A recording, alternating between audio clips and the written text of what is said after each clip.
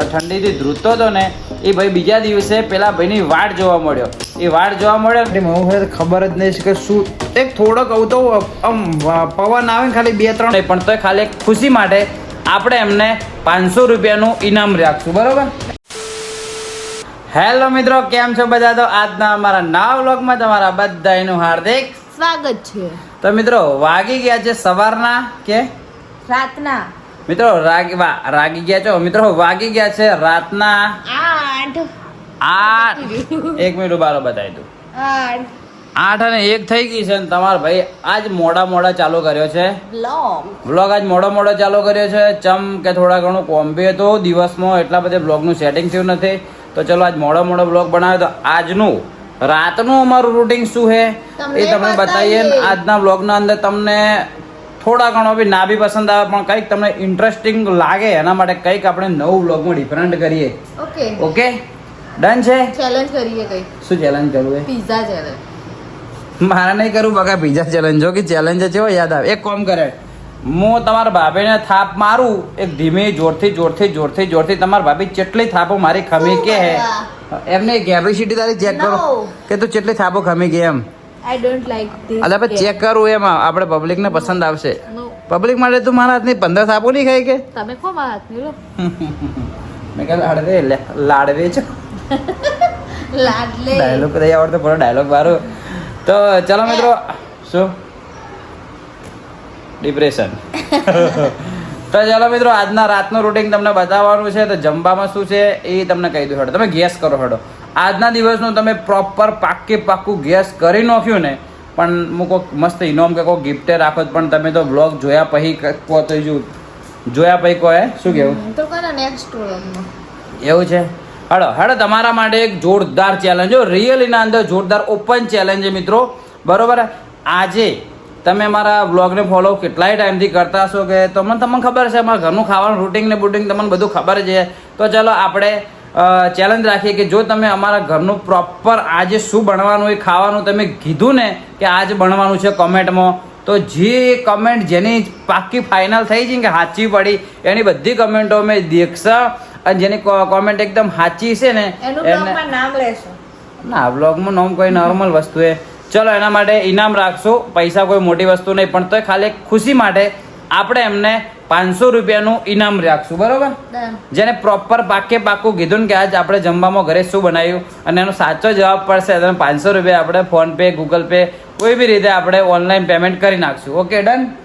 અને એના સિવાય પેમેન્ટ ના જોઈતું હોય ને તમારી જોડે કોઈ બીજો ઓપ્શન હોય ને કે ભરતભાઈ ઉભે રહે કે ભરતભાઈ માં પેમેન્ટ નહીં જોઈતું, તમે મને આ આપો તો એ પણ તમને મળી જશે. ઓકે. તો સાચી કમેન્ટમાં કરશે તમારા ભાભીને બી ચલો 2 થાપો તો પડી જ જાય. ઓકે. તો ચલો મિત્રો મસ્ત ટ્વિસ્ટ વાળી ગેમ અચાનક મને યાદ આવી ગઈ. જો પૈસા મોટી વસ્તુ નહીં, ફરીથી તમને હું કહી દઉં કે એવું ના સમજતા કે ભરતભાઈ પૈસામાં કમ્પેરિઝન કરી એવું નહીં. આ તો ખાલી જસ્ટ એક ખાલી ગેમ હે. છોકરી સાથે છોકરીની ગિફ્ટ આપશું, છોકરો હશે તો છોકરાની ગિફ્ટ આપશું. હા એમ કરશું. હેડો કંઈક મસ્ત હેડો ગિફ્ટ આપશો કાં તો પૈસા તો નોર્મલ આપણે ગિફ્ટ યુનિક આપશું. ઓકે ચલો તમે મસ્ત કરશો ને તો તમને ફાઇનલ ટુ ફાઇનલ પોસિબલ હશે ને ગિફ્ટ આપવાનું તો મસ્ત સ્પેશિયલ તમારા ઘરે હું ગિફ્ટ મોકલાય. બાકી નહીં પોસિબલ હોય તો પૈસા તો આપી દે. ઓકે. તો ચલો ગેસ કરજો ને આજની અમે તમને જમવાનું બતાવીએ જ નહીં. અમે તમે નેક્સ્ટ વ્લોગના અંદર આ કમેન્ટો બધી જોશો. નેક્સ્ટ વ્લોગના અંદર જેની સાચી કમેન્ટ હશે એનો અમે નોમ કહી દેશે કે ના એનું કમેન્ટમાં રિપ્લાય બી આલી દેવું કે શું કહેવાય કે શું એમ કહું કમેન્ટમાં રિપ્લાય બી આલી દેવું કે તમારી કમેન્ટ સાચી. બીજા બ્લોગમાં નોમ બી લેશું કે અમને કમેન્ટ સાચી હતી તો ચલો અમને આપણે ગિફ્ટ મોકલાવીએ. તો ચલો મસ્ત કોમેન્ટ કરી નાખજો કે અમે શું જમવાનું બનાવ્યું. ઓકે ડન છે. હા ગ્લિચ આવે સર્વર ડાઉન ડિપ્રેશન. તો ચલો થોડી વારમાં મળું તમને. Okay done. તો ચલો continue. Challenge accepted. Okay challenge accepted. Start. આ તો પબ્લિકને કીધું માત કરો તમે એક્સેપ્ટેડ એમ. તો ચલો લખી દેજો. એક માણસ એક જ સબ્જીનું કોઈ બી ખાવાનું આઈટમ લખી ગયો ને કે તમે જેટલાય લખી દેવો એ નહીં ચાલે. એક જ ખાલી લખજો. બરાબર. ઓકે.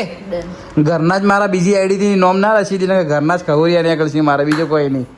ઓકે ચાલો. તો ફાઇનલી મિત્રો હાલ જ હું ને લાઇટની તારીફ કરતી હતી કે પહેલી વાર એવી છે કે જોઈ લો કે વરસાદ આવે છે બહાર અને મેં કીધું અમારા ઘેર લાઈટ જી નહીં, હું એમ કહેતી જ હતી ને તરત જ લાઈટ જતી રહી ના. જેવી તારીફ કર્યા તો દેખો તમે ભાઈ સ્ક્રિપ્ટ બનાવે એક તો 9 વાગી ગયા છે અને 2 સ્ક્રિપ્ટો બનાવવાની બાજી પડી છે અને સ્ક્રિપ્ટે હું મોઢે બનાવું એટલે મારા મગજમાં જ બે હતી નહીં, ખબર જ નહીં આખો દાડી કોમન. અને દેખો અમારે એક ખાસિયત છે ખાલી આ સોસાયટીની, બધે લાઈટ હે. આખા પાલનપુરમાં લાઈટ હોય ને પણ ખાલી હોય થોડો ખાલી વરસાદ પડે એટલે ફટ લઈને લાઈટ છે કે જતું રહે છે. કે આ સોસાયટીની જે હોય ને હું રિયલીમાં કહું છું કે એકવાર ભૂલ થાય તો આપણે એક્સેપ્ટ કરવાય, 2 વાર હોય પણ આ પ્રોબ્લેમ જ સોલ્વ નહીં થતી. બોલો. અને એવું નહીં, જો ખાલી પાછળ બી તમને બતાવી દઉં, જગ્યાએ લાઈટ પાછળ જોઈ લો, એ જો એ હોમમાં તમને લાઈટ દેખાય, પછી એ બધી બિલ્ડિંગો હોય ને જો બધે લાઈટ હે, બધે હે. ખાલી એક અમારી સોસાયટી એવી કે લાઈટ નહીં. શું કેવું આ સોસાયટીમાં એવું હોય તો ખબર જ નહીં કે શું એક થોડોક કહું તો આમ પવન આવે ને ખાલી 2-3 કચરો ઉડ્યો નહીં, જબલા ઉડ્યો નહીં, ફટ લઈને હોય લાઈટ જતું રહે. ખાલી બહાર એટલો વરસાદ બી નહીં, ખાલી થોડા છોટા આવીને લાઈટ જતું રહ્યું. એટલે કલાક બી છોટા આવતા જ તમે લાઈટ જુ નતું, એટલે હું બહાર જઈને જોયું, મેં કીધું આ તો કીધું વરસાદ આવે લાઈટ જુ નહીં, એટલામાં આ રીઝનના કારણે જ અમારે બેચુપુરા જવાનું 50% પ્લાનિંગ અને સવિતાબેનને ફાવતું નહીં, એનાથી 50% પ્લાનિંગ, એટલે હોય 100% પ્લાનિંગ આ રીઝનના. જેમ કે ચોમાસામાં દેખો કોમ જ હોય અને હવે ચોમાસું તો હજુ ચાલુ બી નહીં થયું, આટલા છોટામાં જ લાઈટ જતું રહે તો ચોમાસામાં તો સમજી લો કે ભાઈ લાઈટ રહેવાનો પ્રશ્ન. જેમ કે હજુ અમને આઈડિયા આવી જ ગયો હોય જેમ આના પહેલાં બી થોડો ખાલી વરસાદ આવ્યો તો અમે એક્સપ્લેન કરી દઈએ બજારમાં હોય કે આટલો વરસાદ આવ્યો તો ઘેર લાઈટ નહીં જ હોય, ફાઇનલ થઈ જાય, એવું થઈ જાય. લાઈટ એટલામાં તો લાઈટ જતી રહ્યું, હાલ આવી બી હતું પાછું અને તરત આવશે જાહે ને એમ કઈ વરસાદની કોઈ નહીં હોય એટલે મોડા આવશે. અને ઓનથી તો સારી ગામડામાં ફેસિલિટી હોય કે લાઈટ ગામડામાં નહીં જતું એનાથી. હું એટલી જોયું કે થર્ડ ક્લાસ કોમ જે બી આ લાઈન વાળા કોમ હશે ને રિયલ એકદમ ખાલી આ સોસાયટીમાં જો બાકી પાછળ જે સોસાયટી હોય બેચેપુરા ગમે એટલો વરસાદ પડી જાય ને બેચેપુરામાં લાઈટ ના જાય, વાત છોડો, કદી ના જાય. માં તો વોશમાં ફ્રેશ લાઈટ પડે. તો ચાલો મિત્રો, લાઈટ આવે તો તમને મળું, ના આવે તોય તમને થોડી વાર રહીને મળું. ઓકે ડન છે. તમારા ભાભી વિડીયોમાં વોઇસ ઓવર આલે છે અને અત્યારે હતું અંધારું અને બી હાલ લાઇટ આવ્યું ને એટલે કે હવે જોશ આવ્યો, હવે મસ્ત બોલ્યો કે ફટાફટે. પણ આરો હું તો એ વિચારું કે પહેલાંની પબ્લિક એ અંધારામાં રહેતી જ જેવી દ્રાસે. હાલ થોડી વાર લાઇટ જતું રહે ને તો જિંદગીમાં તો રોશની જાતી રહી ને એવું લાગે. એ પહેલા લાઈટ નથી એટલે રહેતા હતા, એટલે એ વાત સાચી. પેલી નહીં કે તમે કોઈ દિલાસો વસ્તુ આલે ને એના કરતી હાવ કે ના હોય ને તો અંદર આપણે હોય જ ના કે ભાઈ ચલો લાઈટ આવશે જ નહીં એટલે હવે અપેક્ષામાં રોજ ના. લોકડાઉન થયું હતું એટલે લોકડાઉન ની એના ઉપર એક મને જૂની એક વાત યાદ આવી છે. એ વાત હવે હું તમને રજૂ કરવા જઈ રહ્યો છું. અમારે ઘણું બધું કોમ છે પણ તો વાત રજૂ કરવા જઈ રહ્યો છું કે એક હતો ઠંડીના અંદર ધ્રુજતો હતો તો રોજ એ રહ્યો ઘરના બહાર જ ઠંડીના બહાર જ ઊંઘતો જ તો, બહાર રોડ ઉપર જ ઊંઘે જતો હતો દરરોજ ના ઊંઘતો હતો, રેગ્યુલર ઊંઘે જ જતો હતો એમ કહેવાય ઠંડીના. તો નોર્મલ ઠંડી સહન કરી જતો હતો. અને એક દિવસ એક ભાઈ ત્યાંથી ગુજર્યો કે તમને ઠંડી વાય એટલે કે હા, તો કે તમે કે હોય કે કાલનો દિવસ કે કાલ હું આવું ને તો તમારા માટે બ્લેન્કેટ નહીં લાવ્યું એટલે તમે મસ્ત ઓઢીને ઊંઘાઈ જાય તો તમને ઠંડી નહીં વાય. આવું કહીને ગયો ને તો ફરીથી ભાઈ બચારો જે ઠંડીથી ધ્રુજતો હતો ને એ ભાઈ બીજા દિવસે પેલા ભાઈની વાટ જોવા મળ્યો. એ વાટ જોવામાં લાઈટ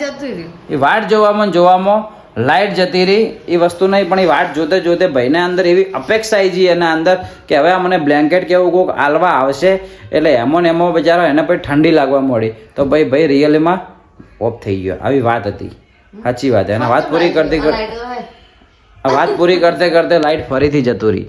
અને આ સોસાયટી તો સારી જ છે, 10માંથી હું સારું રેટિંગ જ આલે.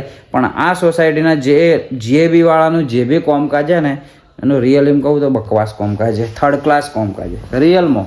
મારો વ્લોગ ચાલુ ને તું કેમ જતી રીતે આગળ એટલો થર્ડ ક્લાસ કોમ હે ને કે દર વખત આ પ્રોબ્લેમ થાય તો એક વખત તો એટલીસ્ટ પ્રોબ્લેમ સોલ્વ કરી ગઈ. ચલો કે હાડો પહેલી વાર હાલ લાઇટ જતો રહ્યો તો એના આ મહિના પહેલાં બી હૈદરા લાઇટ જતી હતી તો એને શાંતિથી ધ્યાન આવીને લાઇટનો પ્રોબ્લેમ ના હોતી. એટલે કે પ્રોબ્લેમ શું, કોઈ જાતનો કોઈ વરસાદ નહીં, આખા પાલનપુર આજુબાજુ બધે લાઇટે કોને જ ફટ લઈને જતું રહે. બે આ લાઈટ ખાલી એક આટલું વ્લોગ ચાલુ કર્યો ને ક્લિપ એટલી લાઇટ ટાઈમ પે ફટ લઈને જતી રહી.